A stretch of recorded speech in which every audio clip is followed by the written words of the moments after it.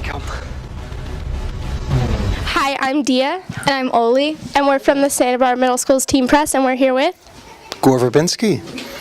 So we interviewed Sir Ben Kingsley the other night and asked him if his inner child was still alive. We read that your kids have awakened your inner child. How have they done that? I think the way that they approach every day, kind of looking at the world, as we get older, we kind of, I always use the metaphor of like our arteries harden, our like creativity hardens. As you get older, you get sort of cynical, you sort of think you've seen it all. And what's great about kids is they approach every day looking at the day as like a wonderful kind of tableau of unknowns. Anything can happen today, anything. And I just find that inspiring. It's nice to kind of remember what that feels like. And how do we see your inner child in your films? Well, I think people sometimes say who you're making the movie for, and you have to make it for yourself. You have to.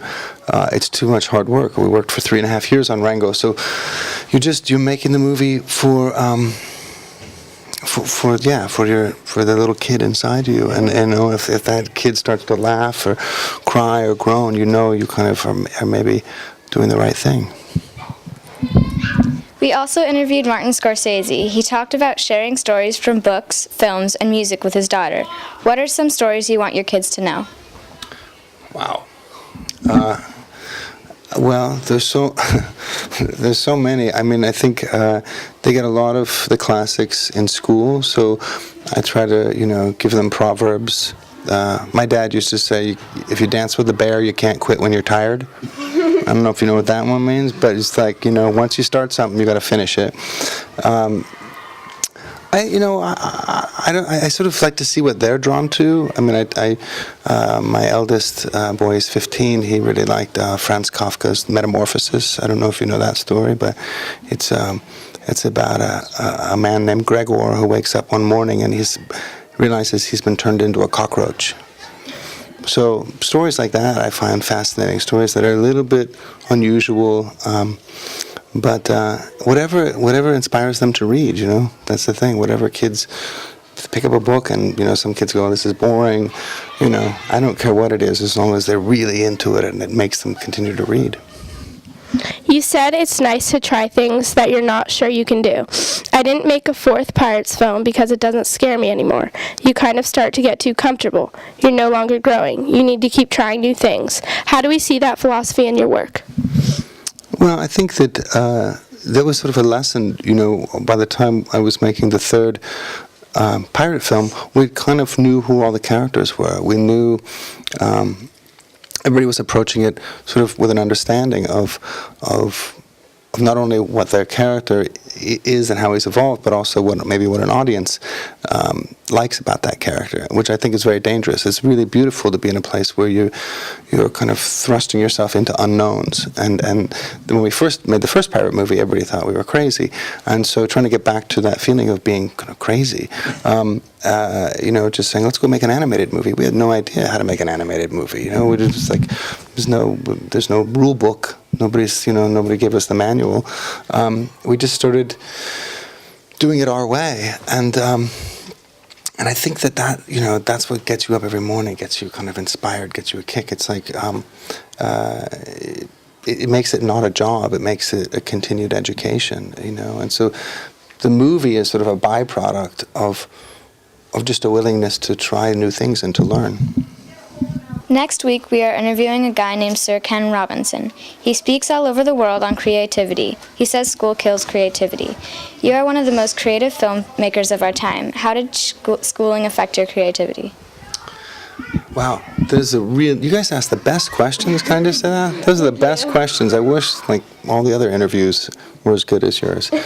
I think that's a very complex question, honestly. I think that, for me, going all the way through college and going to UCLA and going to film school, I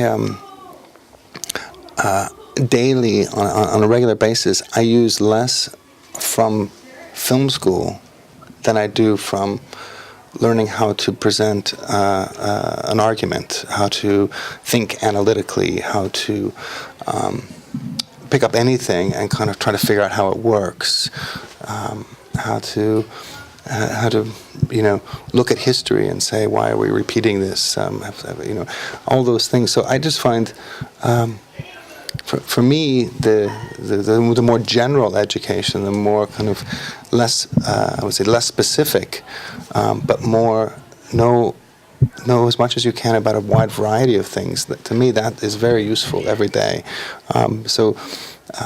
I find that something that really kind of fueled creativity in my particular case. I think it might be different for individuals, but I felt liberated when I went to college and I got to pick my courses, and I got to kind of, wow, I can do it. I can,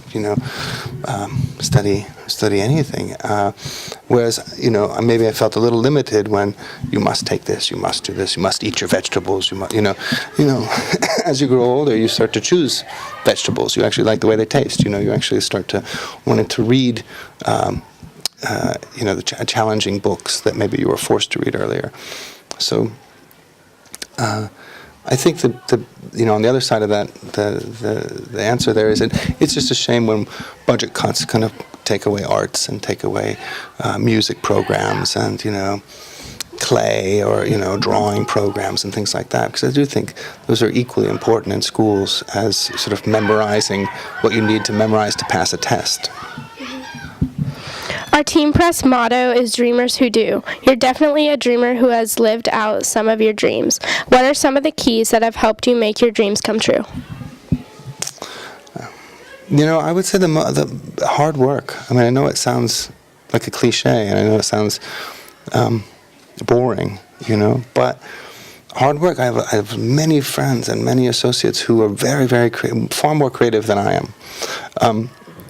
But kind of always put that idea aside or put it away for tomorrow and sort of, and I just try to keep at something, constantly. And you got to show up. You got to show up on time. You got to, work as hard as you can. Whatever you're doing, it is the dance with the bear, proverb. I mean, I think more than anything, you just bring a work ethic to whatever you're doing, and that can be something incredibly creative. If you have this crazy idea for a painting, don't let it just be an idea. Go make the painting. If you have, I was talking to these kids today about, you can make an animated movie, and it can be about anything. You got a conversation with a peanut butter and jelly sandwich. You just have the sandwich, you just do the frames and have it talk, and then you can put words in its mouth, and, it'd be great. You're having a conversation with a peanut butter and jelly sandwich. There's no limit to your imagination. The limit is I actually have to go do 17 hours of work to achieve that thing,